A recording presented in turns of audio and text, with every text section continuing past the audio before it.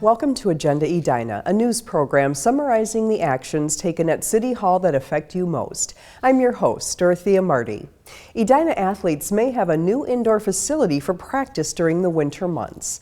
The City Council agreed to move forward with the plan to build a seasonal sports dome adjacent to Braemar Arena. The sports dome would be inflated from November through April, but its artificial turf field would be available the other months of the year.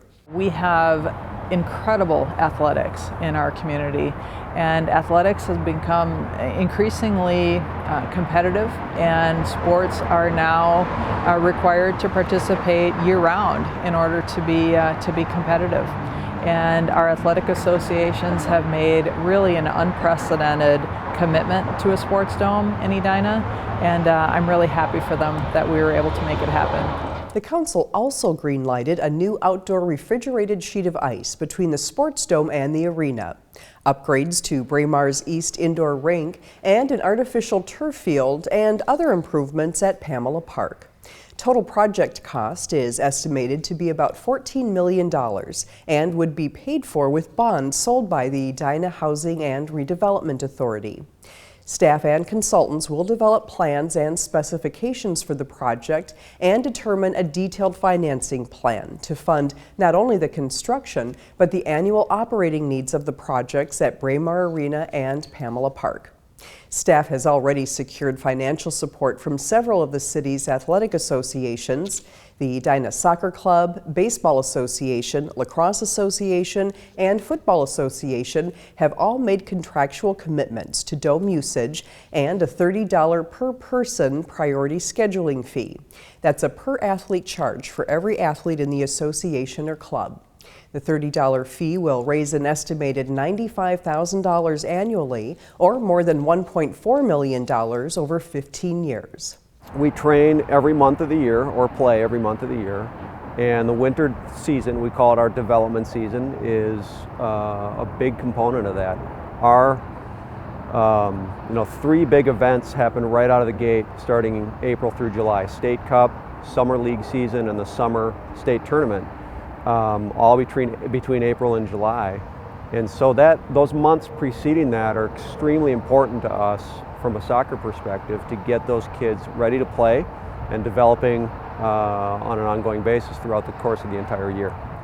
The Braemar projects could be ready for bidding in February or March of 2014, with construction starting in May and anticipated completion in November or December of 2014.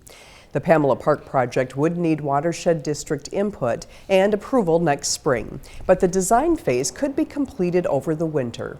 Construction could begin in June. The Pamela Park project would be completed next summer with anticipated completion in November 2014. Restaurant owners in Edina no longer have a limit on how many liquor licenses they can hold. The city code previously prohibited any single person or entity from possessing more than 3 on-sale intoxicating liquor licenses simultaneously. This municipal code provision was common during the regulatory era when state statute prescribed a defined number of on-sale licenses to city governments based on population. The intent of the provision was to limit any one person or business entity from controlling a majority of the available on-sale liquor licenses in a community. When that element of state statute was eliminated in the 1990s, many cities deleted the provision off their codes. Edina did not. The Edina Chamber of Commerce was in complete support of elimination of this particular ordinance. It gave the City Council a great opportunity to review a requirement that was really outdated and no longer relevant, while still giving us a process that's in place for review of liquor license applications and still allows us to be very competitive with our surrounding communities in attracting great business to Edina. Parasole recently requested the city eliminate the liquor license limit.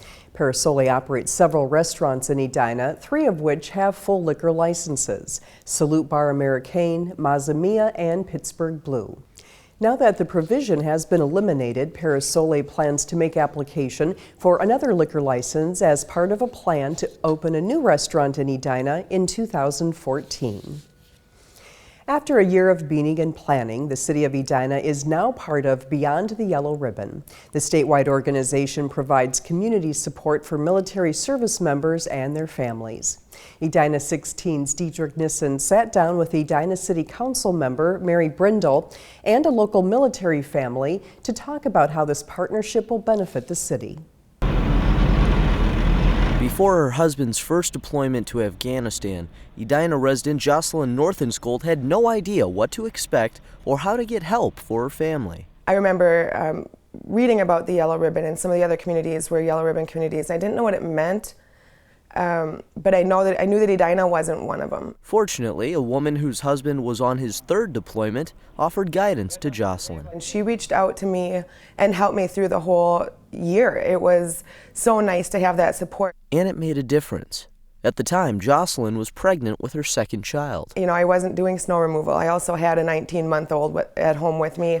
So I had help with my snow removal and yard work, actually. Even in the fall, I wasn't mowing the lawn, but I had people that were willing to step up and help a military family, which was really great. What is needed for a family to be able to function in a stressful period of time? Do they need a connection to faith, if they don't already have one? Do they need some help with financial counseling to understand how to budget? Do they need somebody to just run errands for them? Edina City Council member Mary Brindle worked with Jocelyn and others to make sure Edina had the required type of volunteers to qualify as a Beyond the Yellow Ribbon city. The help that is provided through Beyond the Yellow Ribbon is entirely, it comes from volunteers in the community. Edina now joins Hopkins, Minnetonka, and St. Louis Park as part of the Southwest Twin Cities Beyond the Yellow Ribbon Network. The group is trying to decide where and how to implement a phone service for families, as well as gain support from local businesses. I would hope that everybody would welcome the opportunity to open their door, knock on the next door's door, and say, what do you need? Reach out for help. Reach out and ask for the things that you think you may need or the things you don't know that you need, because there's support for you. In Edina, Dietrich Nissen, Edina 16. Nearly 200 cities, counties, and businesses in Minnesota have proclaimed Beyond the Yellow Ribbon status. If you want more information on the group, head to www.btyr.org. Thanks for watching this episode of Agenda Edina. I'm your host, Dorothea Marty.